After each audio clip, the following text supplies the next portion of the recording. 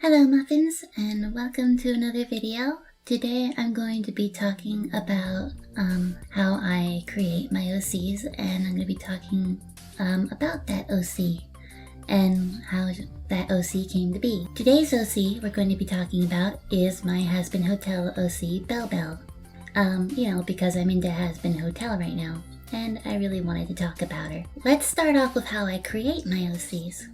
Usually first, I will start with a base, and I don't mean drawing wise, I mean like a base personality or a base appearance, and then after I finish with the appearance and personality, that's when I give my OCs a name. Now I always listen to music whenever I'm drawing, so whenever I create a new OC, it's usually inspiration from a song, and whenever I listen to that song, I like to believe that it's the character song that represents my OC. The character song I chose for Bel Bel is the song Quiet by Lights. I feel like that one describes her perfectly and her relationship with Alistair. Now believe it or not, but originally the inspiration base that I used to create Bel Bel's demon form was from a Pokemon called Chinchino. After that, I looked for hairstyle ideas, and I looked up stuff on like Google Images. Like usually I would look up dream selfie stuff for reference because that usually has a lot of good options. And that's where I found the hairstyle and outfit idea. Next, I wanted her to be based off of a mythical creature because I feel like it's more compelling that way. So I just basically looked up a random mythical creature online, and one of my first options was the Paraton. I thought it was a unique and cool creature, so I chose it. Now the fact that a Paraton is part deer, kind of like Alistair, was a complete accident that was not on purpose, but I think it fits anyway. Now based on the Paraton, I looked up that Paratons can be terrifying, but they are also kind of skittish and not very strong, so I added that to Belle as well. Next comes the upbringing and backstory of Bel Bel. I usually make my characters based off of certain experiences that I have sometimes, and I usually give them one trait that I have. I feel doing so makes the character a bit more relatable and lively and dynamic.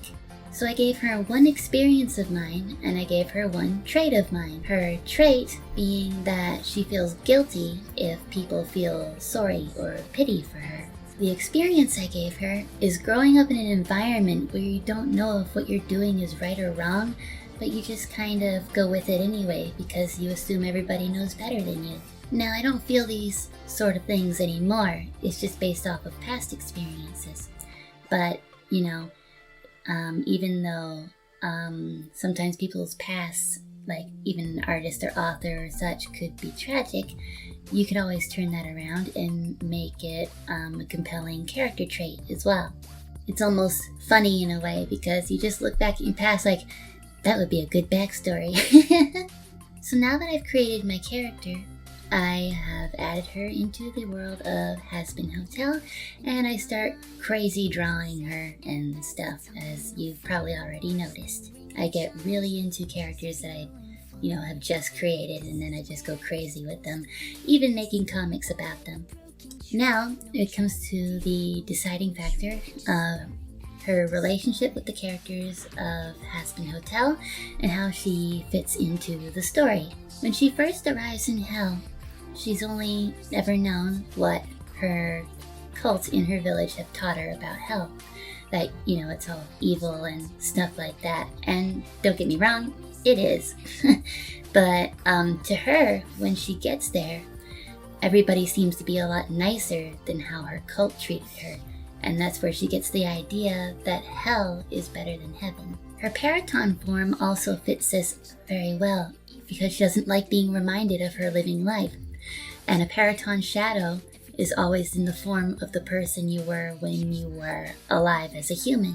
So just like it is stated in Paraton mythology, she does not like looking at her shadow, or she doesn't like looking at her reflection because it always shows who she used to be. Now Belle had a very loving father. However, her mother followed the cult more, so she ended up abandoning her own daughter, while the father took Bel Bel and they left to live a new life outside the cult village. Bel Bel never really recovered from the effects of it though, and ended up committing suicide, thus ending up in hell. Now what draws her to Alistair is not particularly because I'm just a huge Alistair simp, but because it's actually based around his attitude, which seems enthusiastic, and the fact that he's constantly smiling. Bel Bel grew up around miserable people, and grew up in misery in general, and grew up to be miserable herself. So being around Alistair is actually very refreshing for her, even though he's not exactly a good person. To her, it seems different because the bad people that she grew up with were the complete opposite of him. Now, even though I ship both Bel Bel and Alistair, that's just me. But in reality, Belle wouldn't really care if she ended up romantically being with Alistair or not.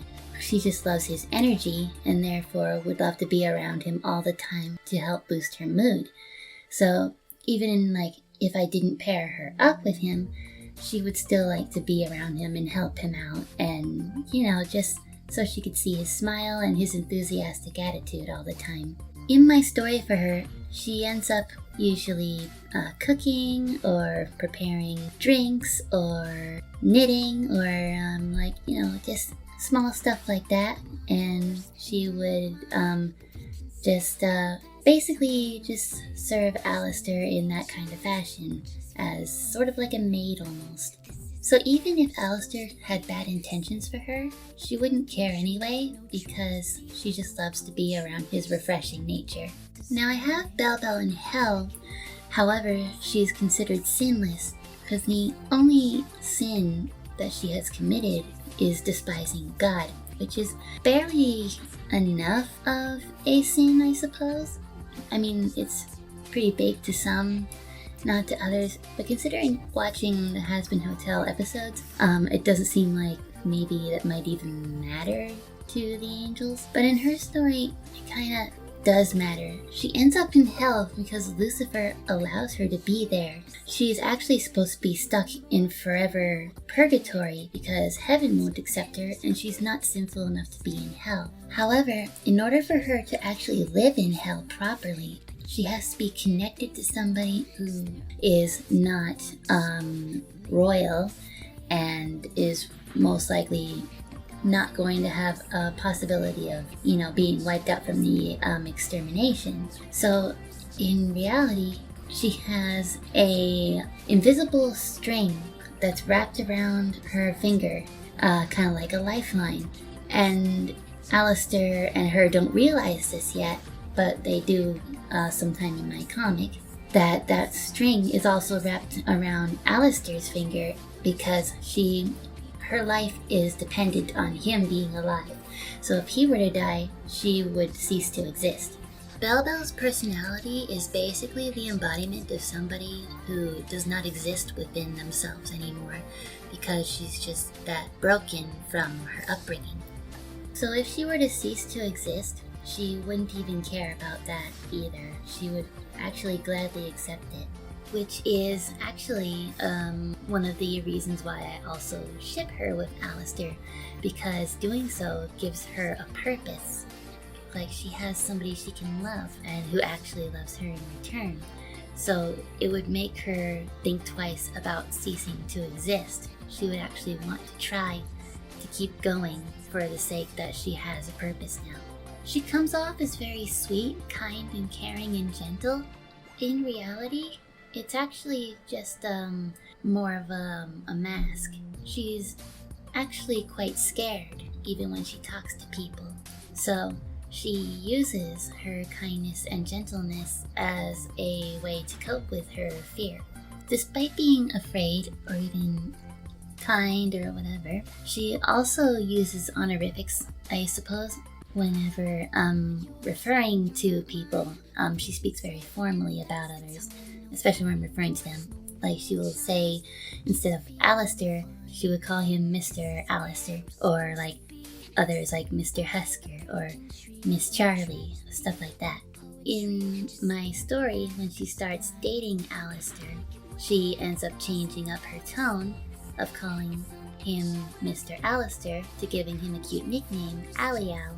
Now, despite looking like a doll herself, Bel Bel is actually very afraid of dolls. She has a strong phobia for them because her mom would often lock her in her room, which her mother's room was filled with collections of dolls, and since she was afraid of her mother so much, she kind of relates dolls to her mother. And the reason she looks so doll-like herself is because her mother would often dress her up and give her makeup to look doll-like, because to her mother, Bel Bel was more of a thing than a daughter.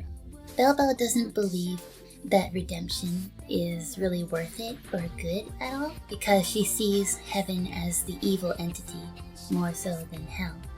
Now, just because she's kind and gentle, but because of it she's scared, it doesn't mean she's fake. She's very honest and genuine whenever she says anything, but she's constantly walking on eggshells, which is where the fear comes from.